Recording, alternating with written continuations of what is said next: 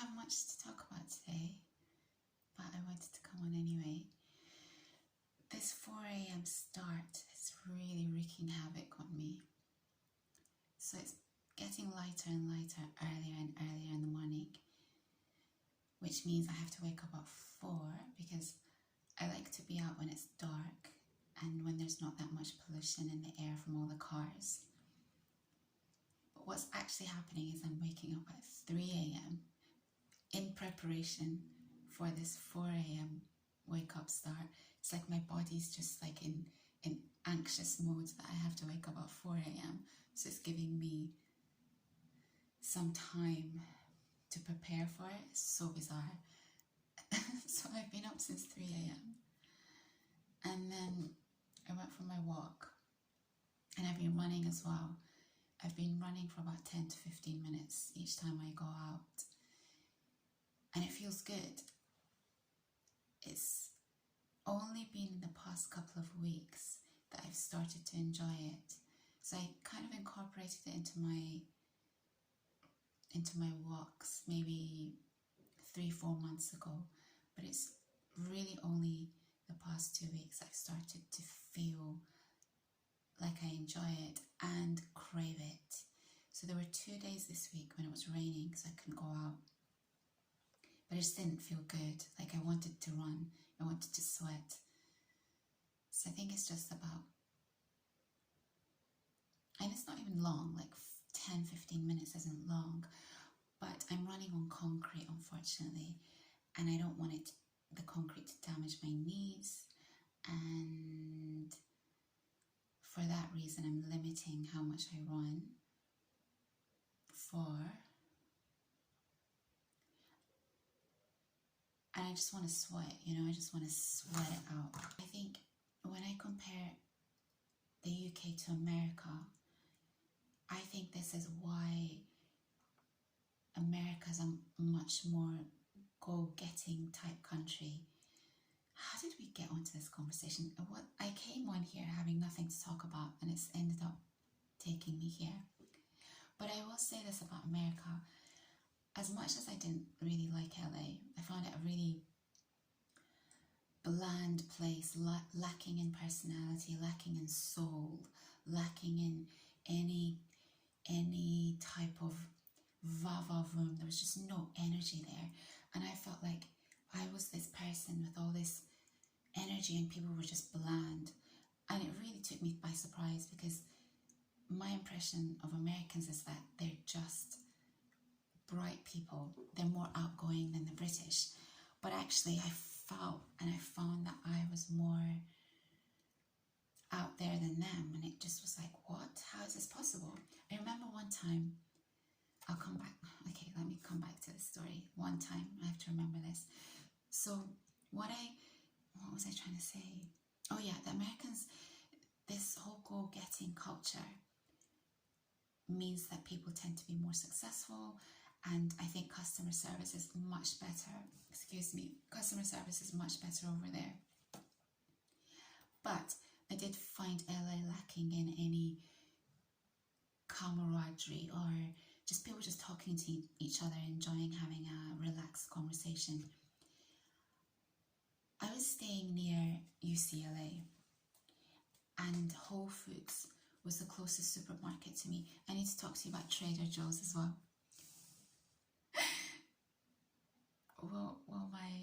I'll get cut off, but whatever. Whole Foods, Trader Joe's, and there was one other supermarket beginning with R, I think, and I can't remember the name of this supermarket now. But I went to all three because they were the closest to me. Whole Foods, of course, was the best. Trader Joe's, I'd been so excited about going to Trader Joe's, but it just didn't really stack up for me.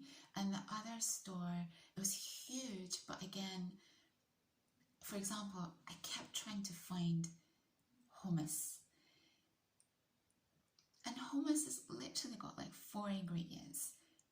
Tahini, olive oil, extra virgin olive oil, garlic, chickpeas.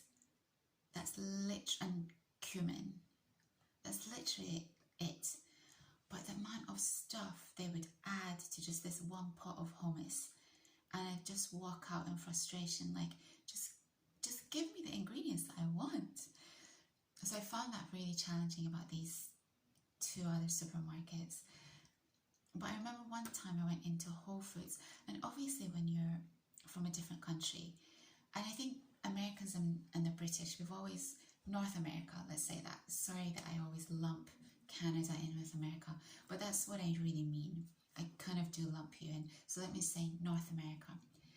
I think North Americans are fascinated by the British, and the British are fascinated by the North Americans.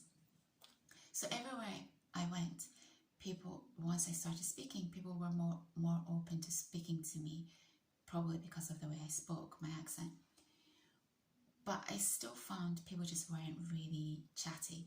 But I went into this Whole Foods on a regular basis, and they had different servers each time. And one time I was talking to one server, cashier, and I don't know how I went onto this topic, but he asked me what I thought was different about the British and Americans. I can't even believe I said this to him, because there was this kind of queue behind me, and people were just listening intently.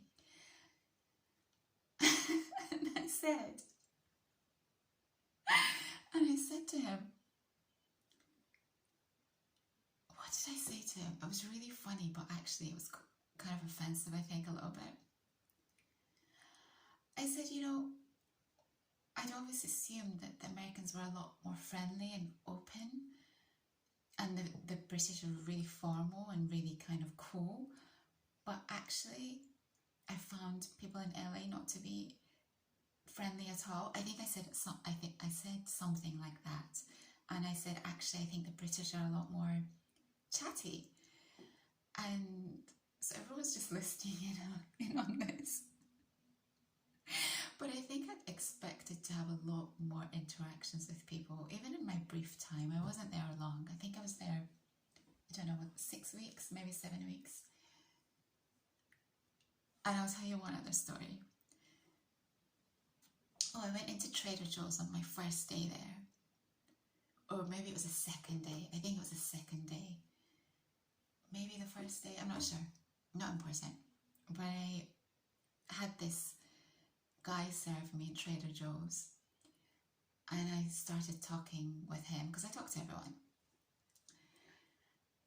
And I don't know what happened, but I said, it's my second day or my first day. I've just arrived. I've literally just got off the plane.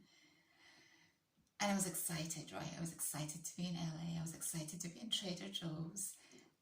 And he started laughing at my excitement, and he said, well, welcome to America. I said, thank you. And then I don't know what happened, and I said, maybe I'll end up staying. And then we kind of went on to immigration. And I said, I think this was when the orange-faced bloke was talking about the wall. And I think I said something like,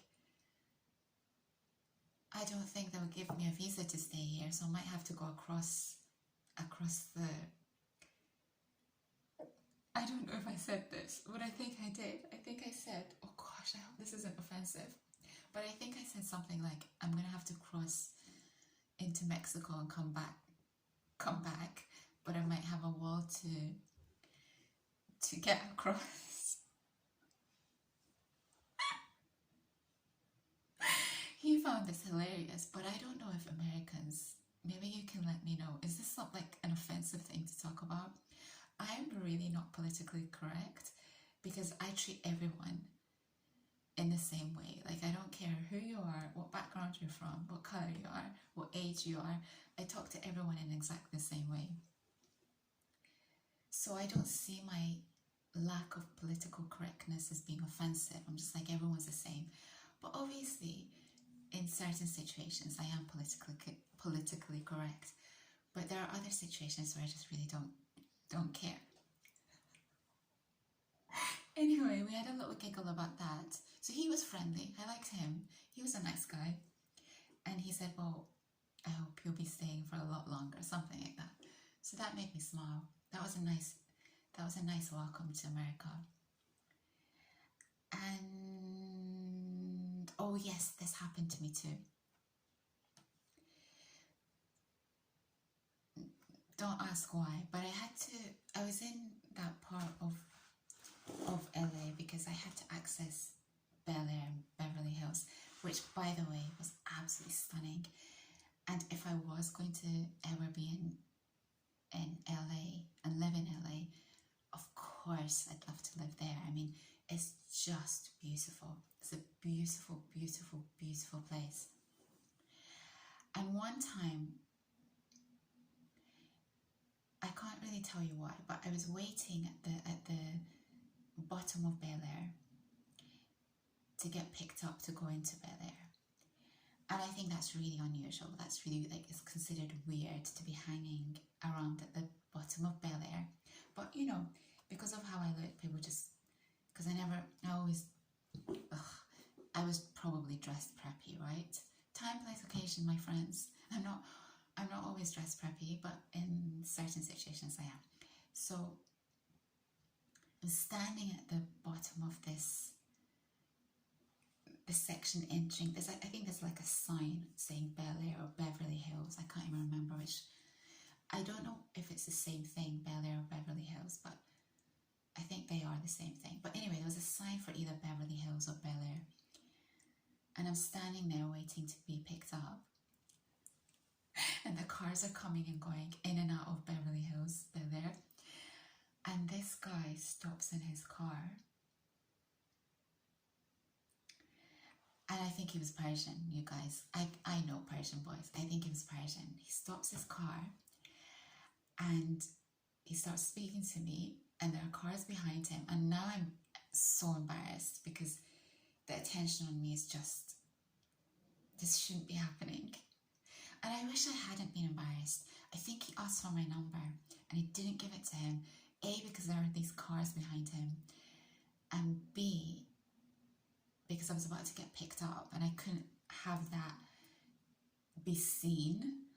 And usually, you know, if I'm in the UK, obviously I'm not just going to give my number out to just anyone, but there's something about traveling. Traveling does something to me whereby I want to experience everything in a city, in a country.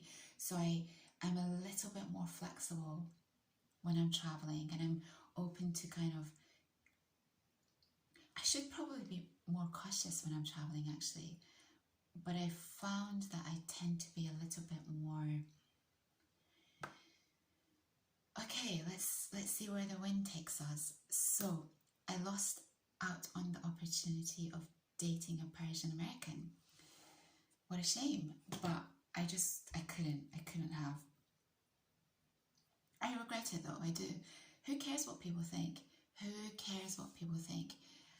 And I'm not even someone who cares what people think of me. So I don't know why it bothered me so much. I think if I hadn't been getting picked up, I probably would have exchanged details with him. I wouldn't have cared so much about these cars behind him. But it was the fact that I knew I was just at that moment, on the dot, I was about to get picked up, and it just wouldn't have looked cute. So, but I think if I'd stayed longer in LA, I would have loved to have dated for a little bit. That would have been fun, I think, just to go out on dates here and there. So, here we go, here we are. I don't know how it ended up being. I think when the sun's out, that whole travel, that need for travel just sets in inside me, and it's been something that's been a real disappointment for me for the past few years. I haven't travelled. Yes, I've been here and there, but not extensively, and I really want to do something about that. I really, really, really do. As I'm talking about LA, I'm just remembering little things that happened, and it was, you know, it was fun. I had fun. I think at one point,